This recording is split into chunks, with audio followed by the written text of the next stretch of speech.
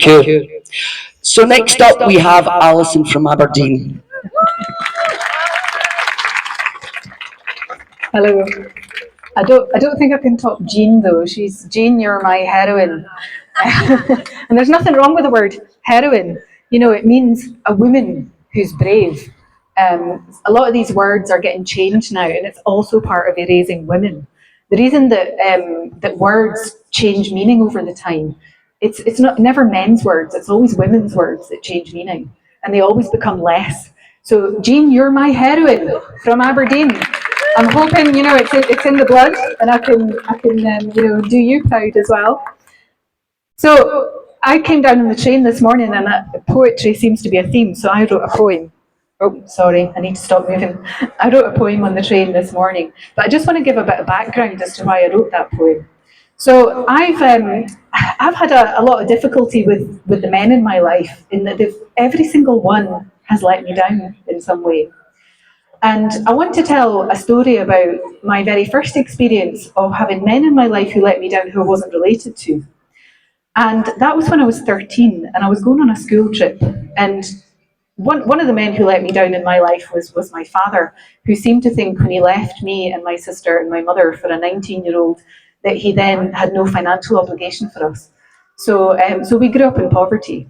But I was quite tall. I stopped growing when I was 11, so I managed to sneakily get a paper round before I was old enough.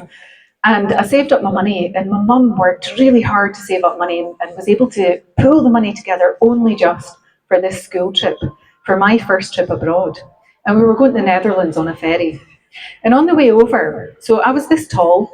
I'm quite well endowed. I wasn't quite as fat, but you know, I was still quite well endowed.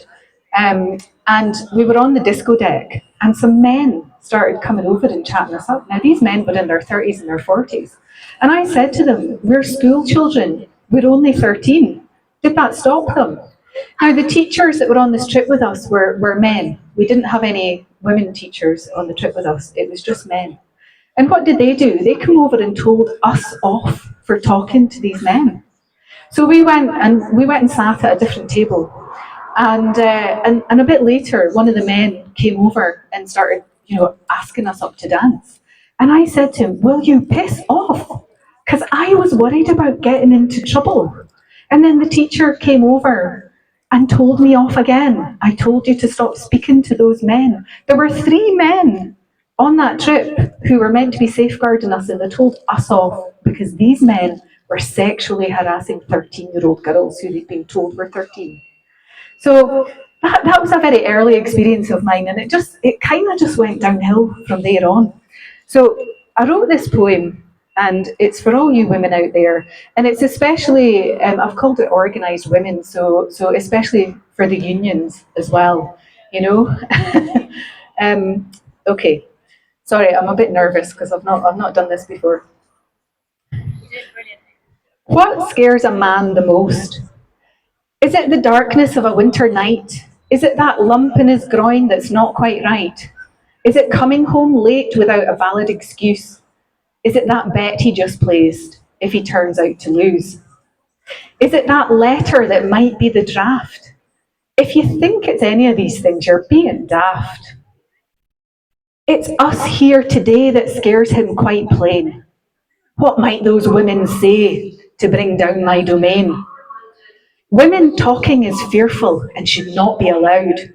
He wants to silence us. The Taliban would be proud. Organised women, that's what he fears, talking to each other without shedding tears. What if we find out he's not so smart after all? He isn't as powerful, he might just fall. What if we see that he loves telling lies? What if we get our fingers into some of his pies? But what I really want to say to you women here today is that it doesn't matter what he thinks, what he's got to say. He's confident he's his own person, a whole human with rights. He's never had to ask for them, but he still loves getting into fights. Women here today, don't bother arguing with him. Say what you've got to say in relation to women. Women are people who exist separate from men. We have a right to say that and to offer our ken. We can organise for ourselves and make our own demands. We don't need to think of that in relation to a man's.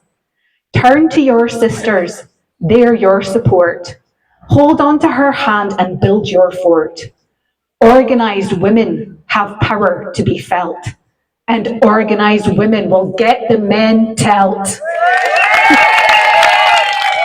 Can I just say one more thing?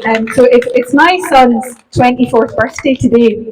So he's, I'm not spending it with him, so he's in absolutely no doubt that his mother's a TERF.